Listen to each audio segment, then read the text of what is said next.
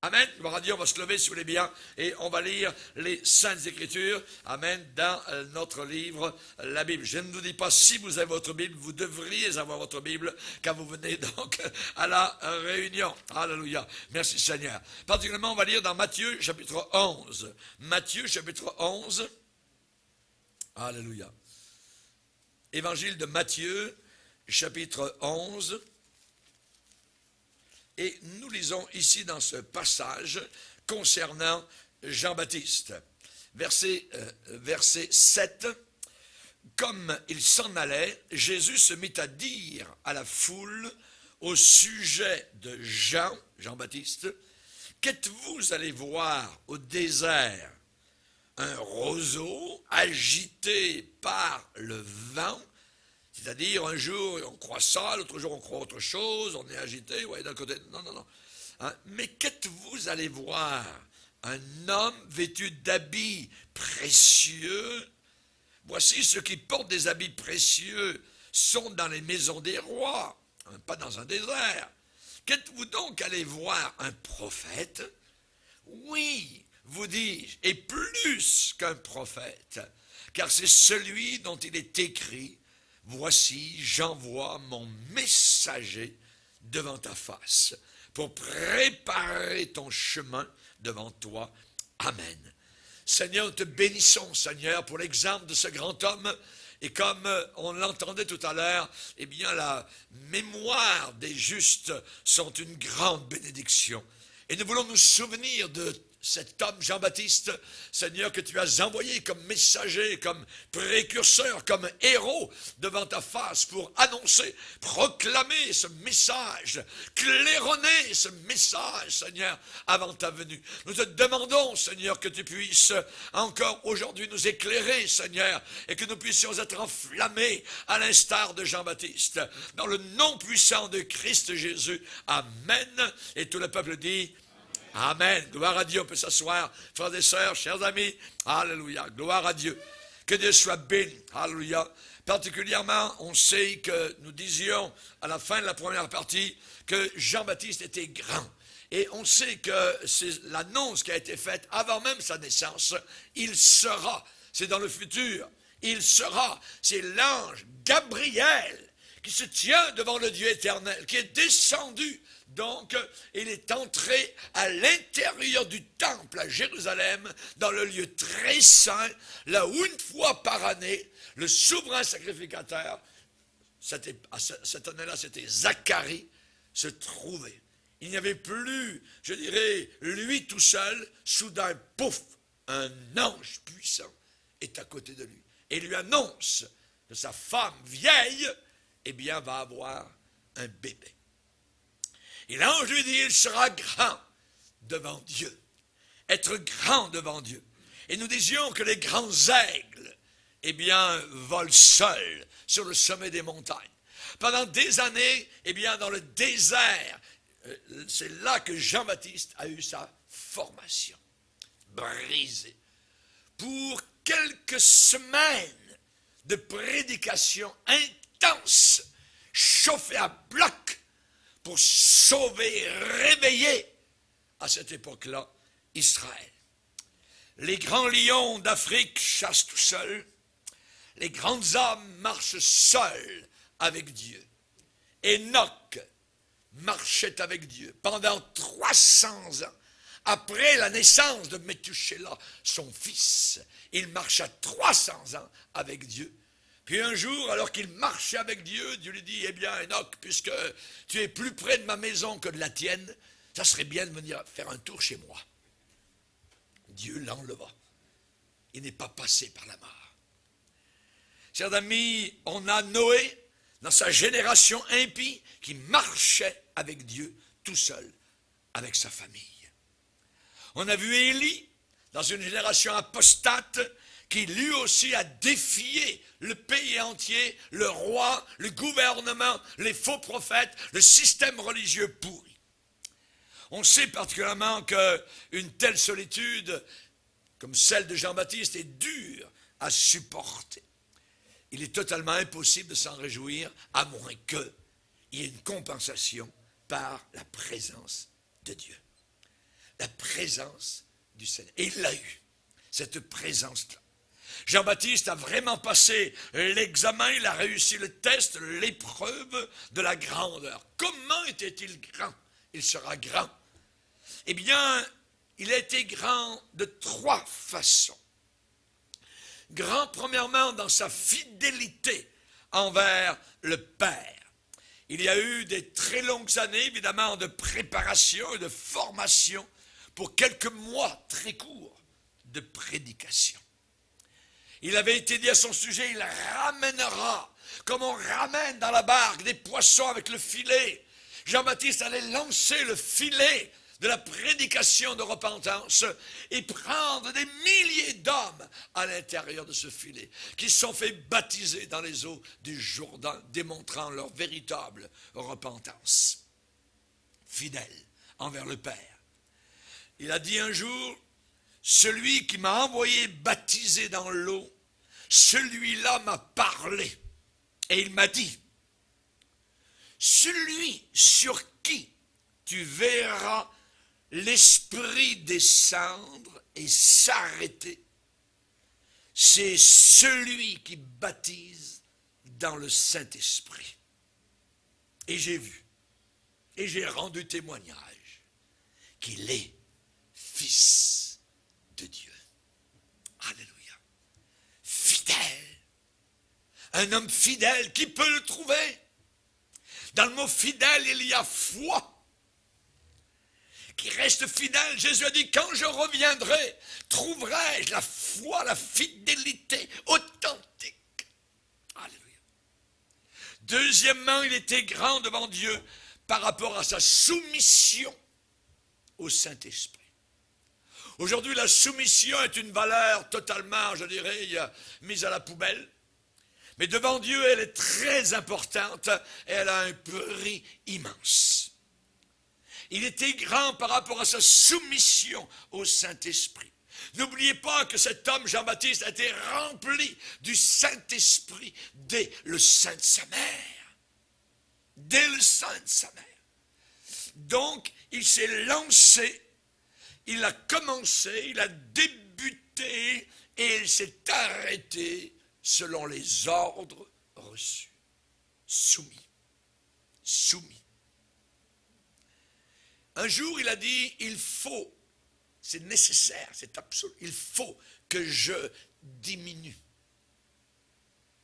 et que lui, le Fils de Dieu, grandisse, que je diminue. Il a marché devant Dieu avec la puissance et l'esprit du grand prophète Élie. Et Jean-Baptiste a été soumis. Quand il a vu arriver un jeune homme devant lui pour se faire baptiser, Jean-Baptiste a dit, non, pas toi.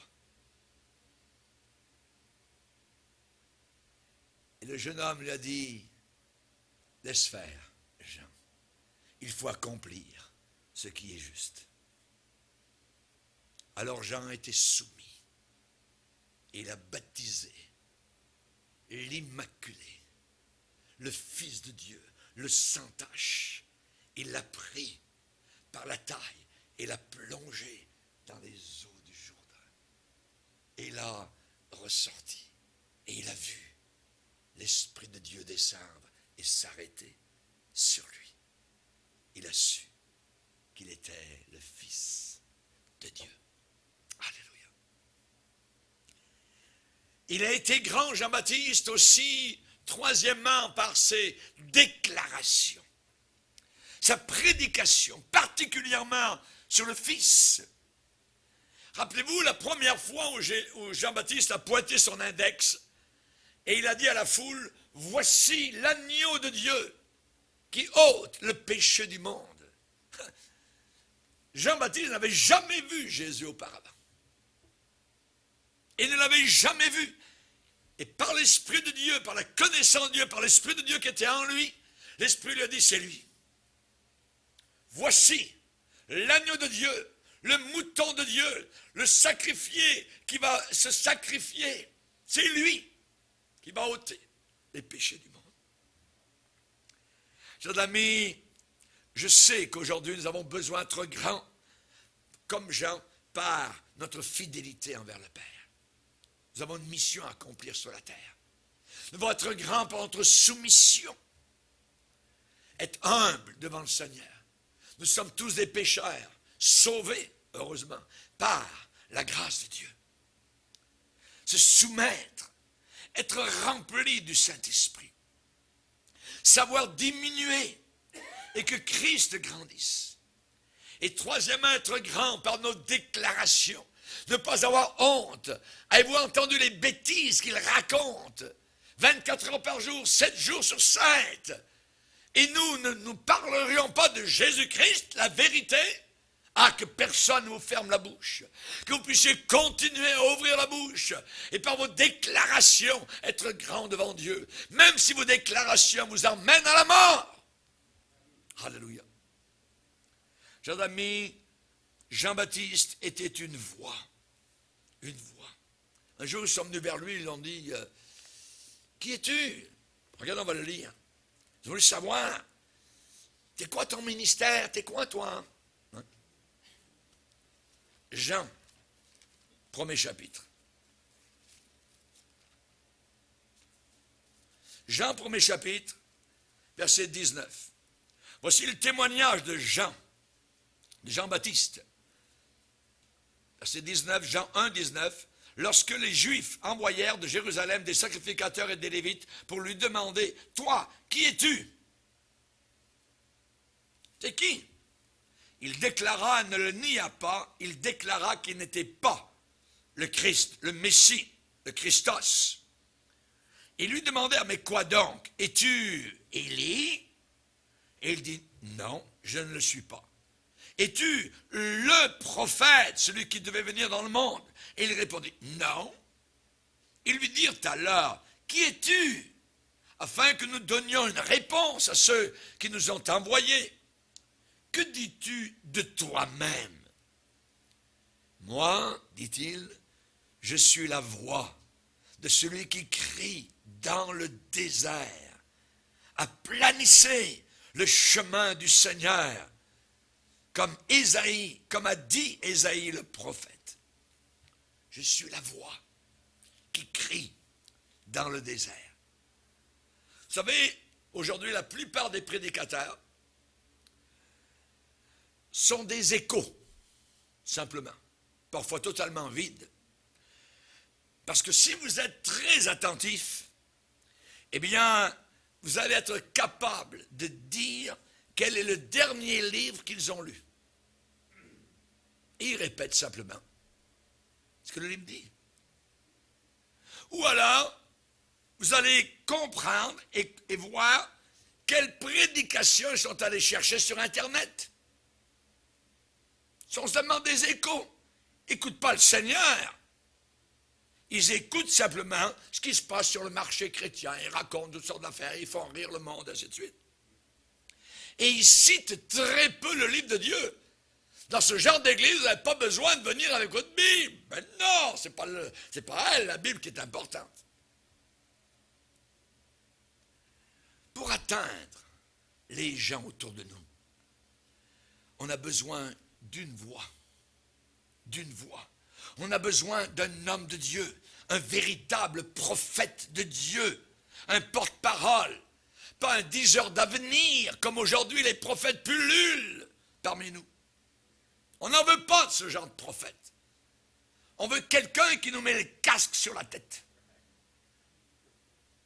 qui nous dit nos 4 vérités, afin que nous changions. Pour atteindre les gens autour de nous, on a besoin d'un homme envoyé de Dieu, un porte-parole. Il y a des porte-avions, mais dans l'Église de Dieu, on doit avoir des porte-paroles. Porter la parole de Dieu, que la parole de Dieu habite abondamment parmi vous, nous dit Colossiens. Pour briser les hommes, pour les casser, on a besoin d'un homme déjà cassé. On a besoin déjà d'un homme qui a été brisé par le Seigneur. Aujourd'hui, nous avons l'équipement, nous avons la technique, mais nous n'avons pas le revêtement, l'onction du Seigneur. Quand Jésus est arrivé dans la petite synagogue à Nazareth, il a dit, l'Esprit du Seigneur est sur moi. Il m'a oint pour annoncer. Il m'a oint pour prêcher. Écoutez un prédicateur qui n'a pas l'onction, vous allez mourir. Vous allez mourir sur place. Vous allez sécher. On a besoin de l'onction, on a besoin de la rivière de Dieu, on a besoin du Saint-Esprit. Là où est le Saint-Esprit, là est la liberté. Alléluia. Aujourd'hui, nous avons du bruit, on a des décibels, on a de la commotion et si peu de baptême dans le Saint-Esprit. Nous n'avons plus le bruit qui vient, pas des décibels, mais qui vient du ciel. À la Pentecôte, il est dit, il vint du ciel.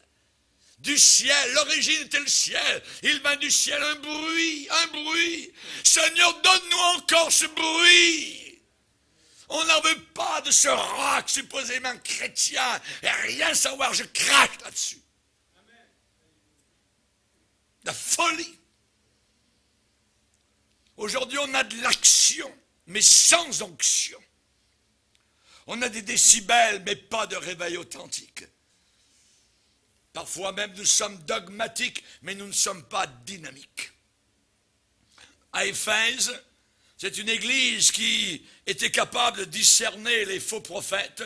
C'est une église qui disait les bonnes choses au bon moment, le message était correct. Il y avait seulement un problème, c'est que leur premier amour pour Jésus avait disparu.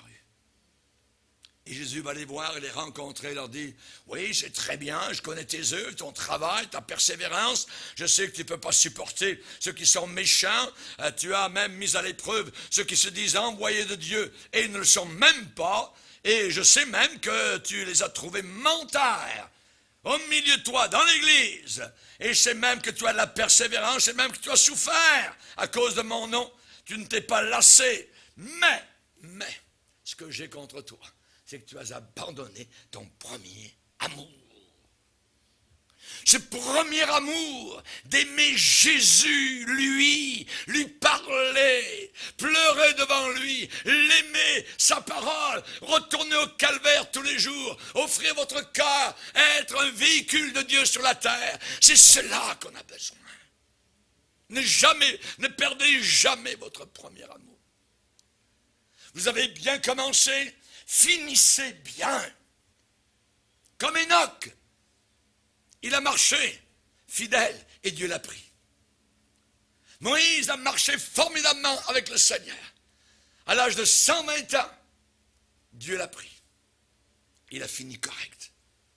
À la fin de sa vie, l'apôtre Paul n'avait aucun regret, aucune tristesse. Le moment de mon départ approche. J'ai combattu le bon combat. J'ai achevé la course. J'ai gardé la foi. Désormais, la couronne de justice m'est réservée. Et le Seigneur, le juste juge, me la donnera en ce jour-là. Que d'injustice j'ai subi sur la terre, mais je m'en vais vers le juste juge. Et il va me couronner. Alléluia. As-tu cette certitude? Vas-tu finir comme ça? Vas-tu achever comme ces gars-là? Amen. Que Dieu nous aide, que Dieu nous aide. Chaque époque, évidemment, a besoin du feu du Saint-Esprit. Notre époque a besoin du feu du Saint-Esprit. Chaque vie, que ce soit un chrétien, que ce soit un prédicateur, que ce soit une prostituée, chaque vie finira avec du feu.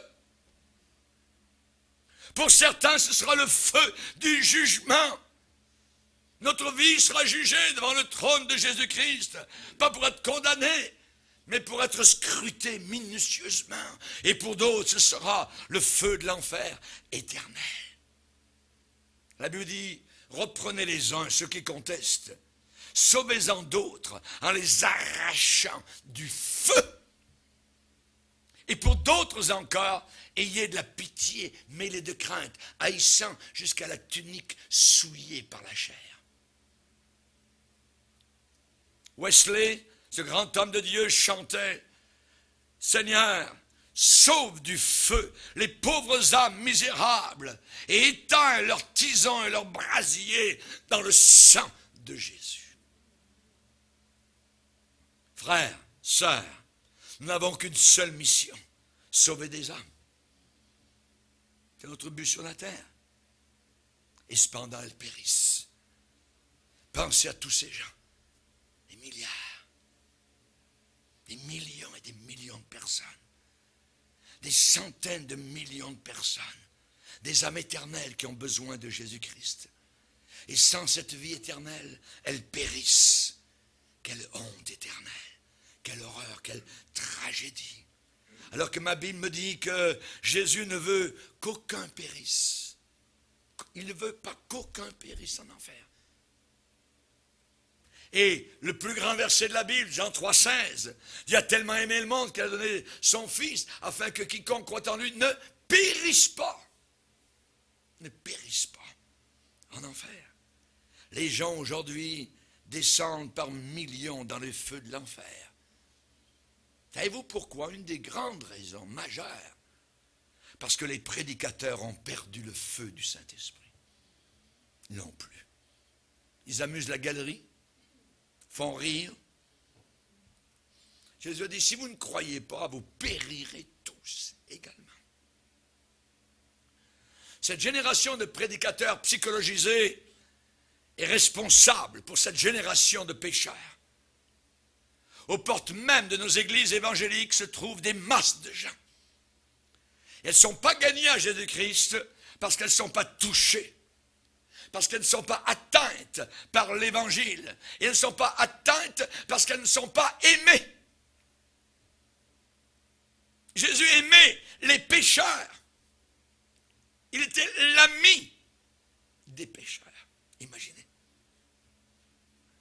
La gloire, je dirais, que Dieu doit recevoir, eh bien, je dirais, vis-à-vis des missions outre-mer, qui jusqu'à présent, les missionnaires allaient prêcher l'évangile, partaient de leur pays pour aller aux quatre coins de la terre, pour prêcher la croix, la repentance, pour que les hindous viennent à la croix, pour que les bouddhistes se repentent de leurs péchés, pour que les catholiques puissent venir, eux aussi au pied de la croix, se repentir de leurs péchés et être sauvés de la mariolâtrie et de tous les mensonges de l'Église catholique. Gloire à Dieu pour cela. Il semble souvent aujourd'hui que nous sommes plus soucieux et concernés pour les gens au bout de la terre que nos propres compatriotes et nos propres voisins. À côté, qui périssent juste à côté, dans la rue.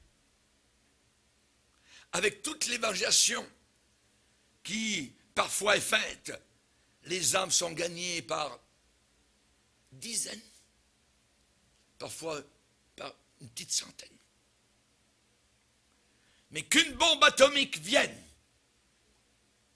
et ces gens-là vont tomber par centaines de milliers dans les flammes de l'enfer.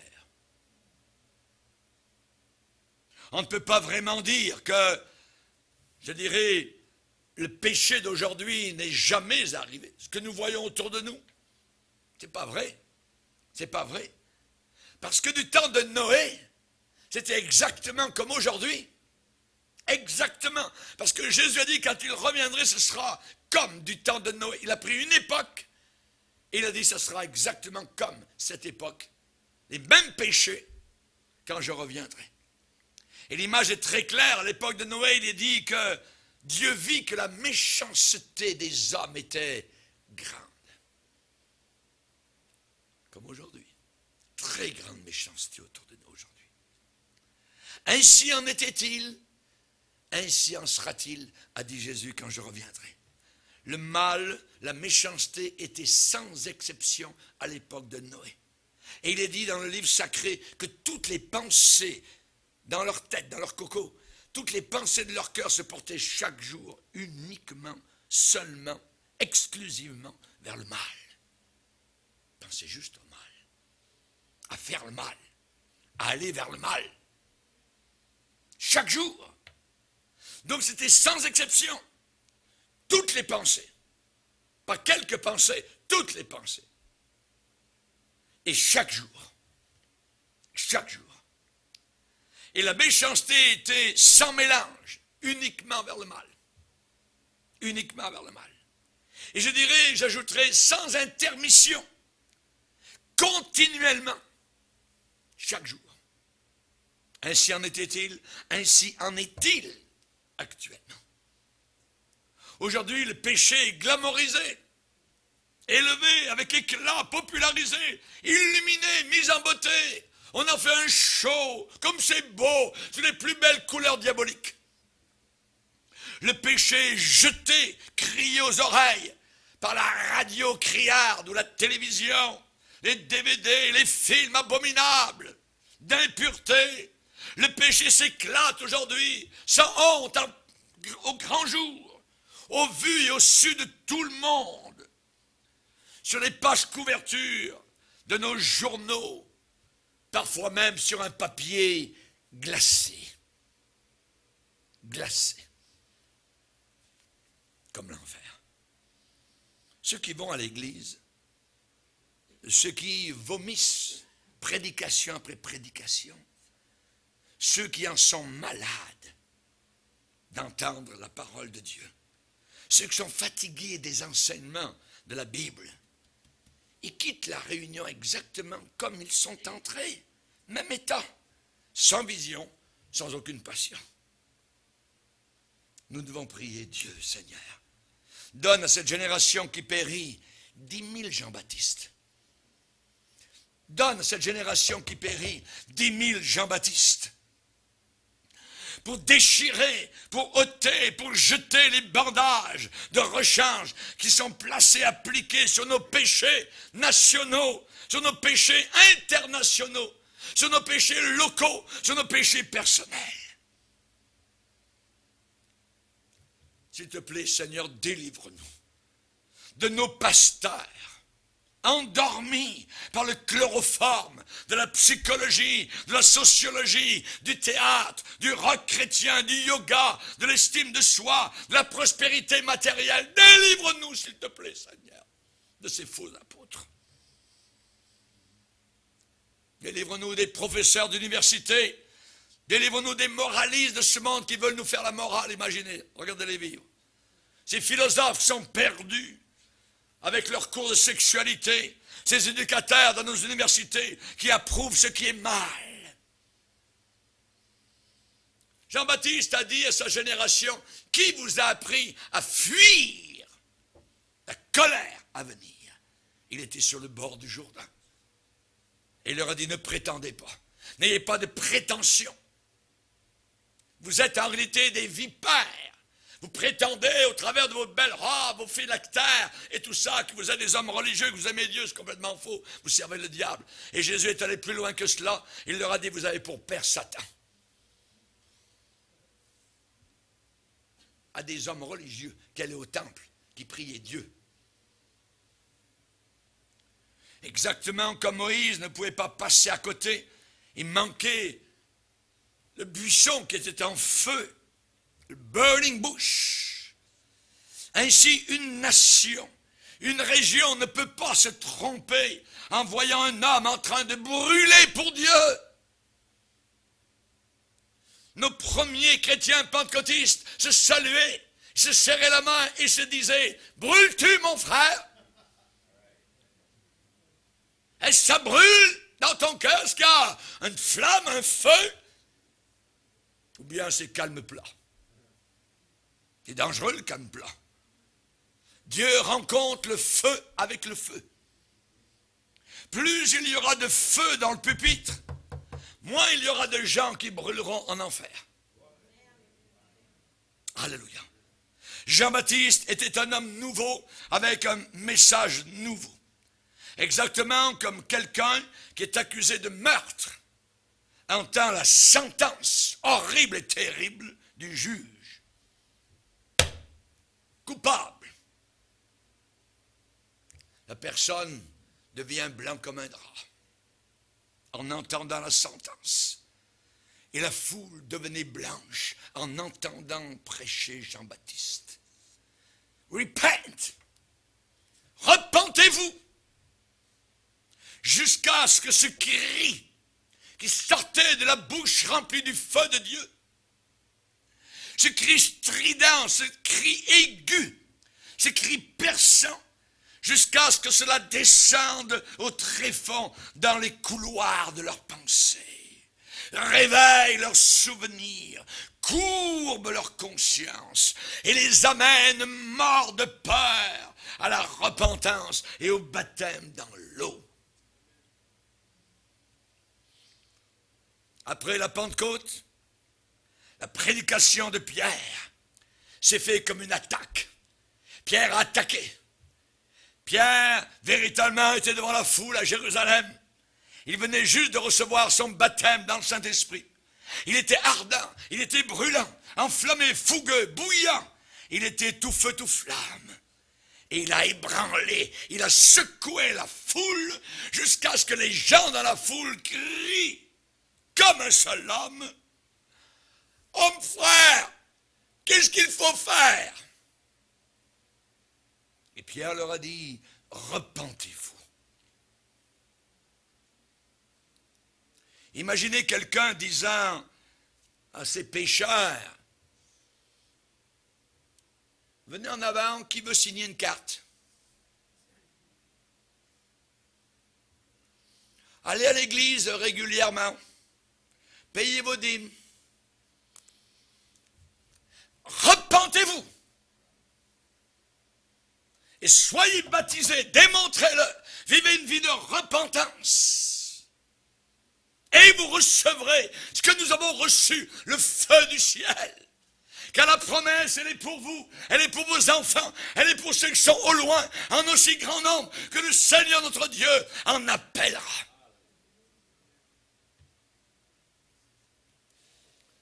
Sous la puissante onction du Saint-Esprit, Jean-Baptiste a crié, repentez-vous. Et dans la vallée du Jourdain, sa voix retentissait de bord et d'autre contre les rochers comme un écho. Et ils l'ont fait. Ils se sont repentis. Ils ont fermé leurs échoppes à Jérusalem. Et en plein après-midi, les mamans prenaient leur bébé et ils descendaient vers le Jourdain. Quel homme, quelle attraction. C'est comme si c'était le sabbat à Jérusalem. Les rues étaient vides. Où étaient-ils les gens? Écoutez un homme dans le désert, en train de prêcher la vérité, rempli du Saint-Esprit. Il sera grand devant Dieu. La repentance, ce n'est pas quelques larmes chaudes à l'appel. La repentance, ce n'est pas une émotion passagère.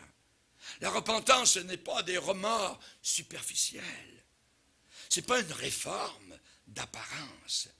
La repentance, c'est un changement total de pensée sur Dieu, sur le péché, sur l'enfer éternel, sur le monde tout autour de nous. Soudain, nous les voyons perdus. Il y a deux grandes forces, deux grandes puissances dans la nature. C'est le feu et le vent. Et à la Pentecôte, il y a eu conjonction des deux, mariage des deux, union, mélange des deux, association des deux le jour de la Pentecôte. Il y a eu un vent impétueux qui a soufflé. Pas le vent de ceux qui soufflent dans les micros puis font tomber les gens. Ah, mes amis, foutaise. Il y a eu le vent du ciel qui est venu. Et il y a eu des langues de feu. Des langues de feu. Ce n'est pas des petits morceaux de langue comme on voit parfois dans les belles images pieuses catholiques, une petite flamme. Non. Moi, je crois que la flamme, elle était d'ici jusqu'en bas. Qu'il les remplissait totalement. Sur chacun d'eux, une flamme de feu est venue. Et ce groupe de gens, eh bien, était dans la chambre haute, 120. Il y avait même Marie, la mère de Jésus, qui a été baptisée dans le Saint-Esprit. Et les frères de Jésus, de sang, qui étaient là. Et eux aussi ont été baptisés dans le Saint-Esprit. C'était irrésistible. Ces hommes et ces femmes sont devenus, après 10 jours de prière, baptisés dans le Saint-Esprit, sont devenus fougueux, sont devenus des flammes de feu dans leur génération. Incontrôlables, imprévisibles. Et ça correspond à ce que la Bible dit. Dieu a fait de ses serviteurs des flammes de feu. Des flammes de feu. Puis le feu a débuté des nouveaux feux missionnaires.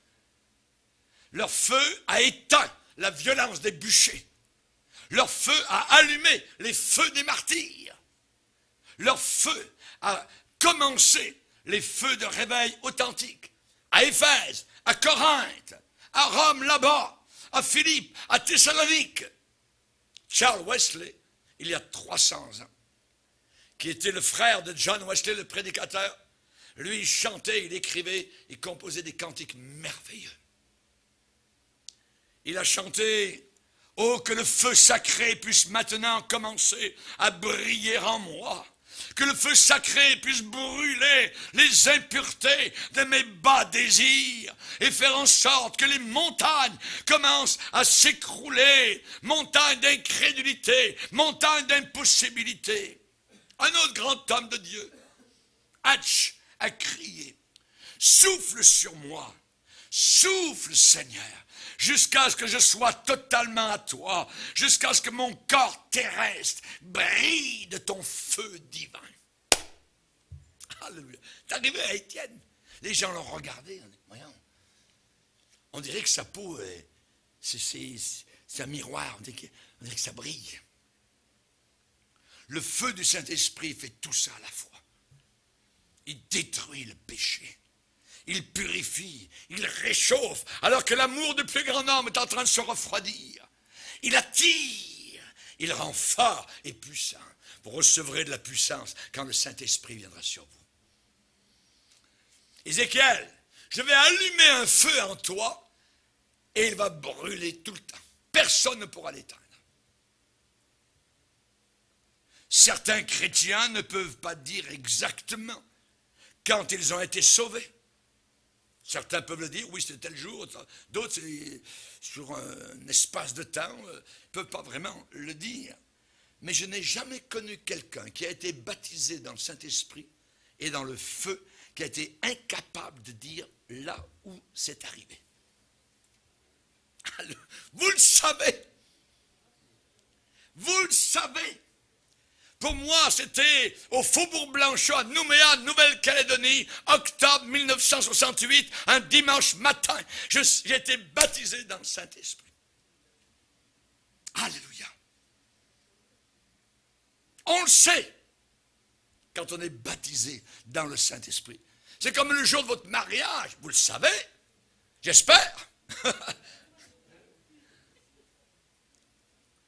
De telles âmes qui sont remplies du Saint-Esprit ébranlent des nations pour Dieu, comme John Wesley, qui était né du Saint-Esprit, rempli du Saint-Esprit, qui a vécu par le Saint-Esprit, qui a marché dans le Saint-Esprit. Vous savez, votre automobile, elle ne bougera jamais.